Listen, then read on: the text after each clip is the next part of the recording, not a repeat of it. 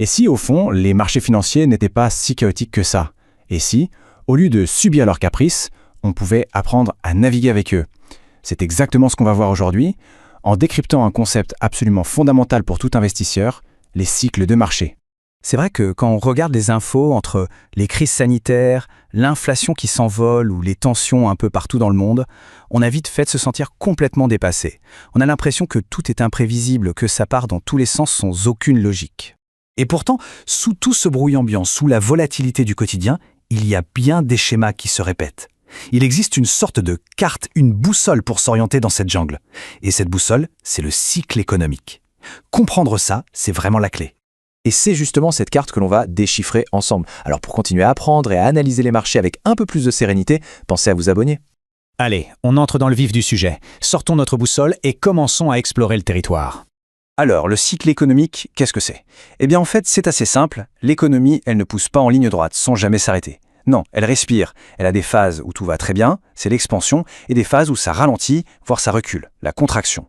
Et pour mesurer ça, l'indicateur roi, c'est le fameux PIB, le produit intérieur brut. Visuellement, ce cycle ressemble un peu à une vague, avec 4 moments bien distincts. On a d'abord la montée, c'est l'expansion. Puis on arrive tout en haut, c'est le pic. Ensuite, forcément, ça redescend, c'est la récession. Et enfin, on touche le fond avant de repartir, c'est la reprise ou le creux. On va décortiquer chacune de ces phases une par une. On commence par le moment que tout le monde adore, évidemment, la phase d'expansion. C'est la période où le soleil brille pour l'économie. Pendant cette période, tout semble aller pour le mieux. Le PIB grimpe, les entreprises tournent à plein régime, elles embauchent, donc le chômage baisse. Bref, c'est un véritable cercle vertueux.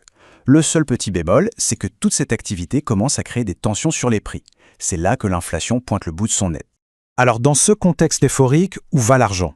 Eh bien sans surprise, les actions sont les reines de la fête, surtout celles des secteurs qui profitent à fond de la croissance, comme la tech ou la finance.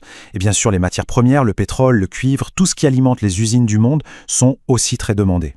Et la raison, elle est ultra simple. Quand l'économie est en forme, les entreprises font plus de chiffre d'affaires, donc plus de bénéfices, et des entreprises qui gagnent plus d'argent, ce sont des actions qui valent plus cher. C'est mécanique. Mais bon, vous vous en doutez, les bonnes choses ont une fin. Les arbres ne montent pas jusqu'au ciel, après la fête vient le moment de la redescente, le pic, puis la récession. Le pic, c'est ce moment où l'économie commence à surchauffer. L'inflation devient le problème numéro 1, et là, les banques centrales sortent l'extincteur. Elles augmentent les taux d'intérêt pour calmer le jeu. Et ça freine l'économie. Si le freinage est trop brusque, on bascule en récession, c'est la définition officielle, le PIB qui recule, le chômage qui remonte et des entreprises qui commencent à souffrir. Du coup, l'ambiance change complètement chez les investisseurs. On passe de l'attaque à la défense. En phase de pic, on va chercher des actions plus solides, moins dépendantes de la croissance.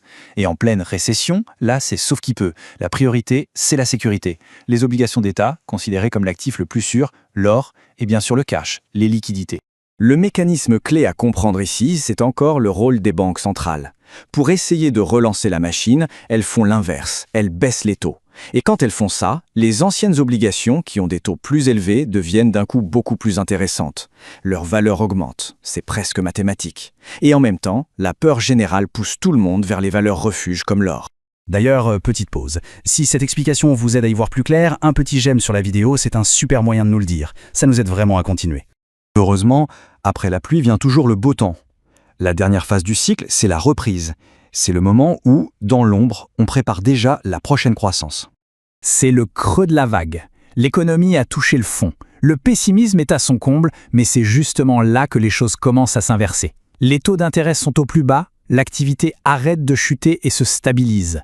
Les fondations du prochain cycle sont en place. Et c'est précisément à ce moment-là que les investisseurs qui ont une vision à long terme et les nerfs solides reviennent. Ils anticipent le retour du beau temps et achètent des actions pendant les soldes. Les obligations d'entreprise redeviennent aussi attractives parce que le risque de faillite commence à diminuer. Alors ça, c'est sans doute le point le plus important à retenir. Le marché boursier n'est pas l'économie d'aujourd'hui. C'est un baromètre de l'économie de demain. Il regarde toujours 6 à 12 mois en avance. Le marché commence donc à remonter quand les nouvelles économiques sont encore mauvaises, parce qu'il anticipe déjà la reprise. C'est pour ça que la bourse repart quasiment toujours avant la fin officielle de la récession. Voilà, on a fait le tour des 4 saisons de l'économie.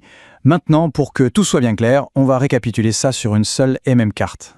Voici la vue d'ensemble. Ce tableau, c'est un peu notre aide-mémoire. On y retrouve chaque phase avec les conditions économiques qui vont avec et les types d'actifs qui, historiquement, s'en sortent le mieux. de l'euphorie de l'expansion, parfaite pour les actions, à la prudence de la récession, où les obligations et l'or sont rois. Vous voyez, derrière le chaos, il y a une vraie logique.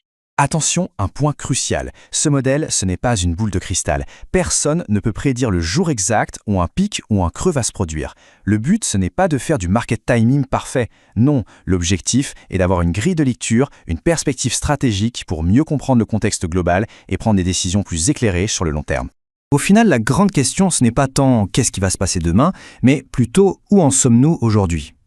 Alors, en regardant autour de nous, avec les indicateurs qu'on a, la croissance, l'inflation, les taux, selon ce modèle, dans quelle phase du cycle serions-nous actuellement? Je vous laisse y réfléchir.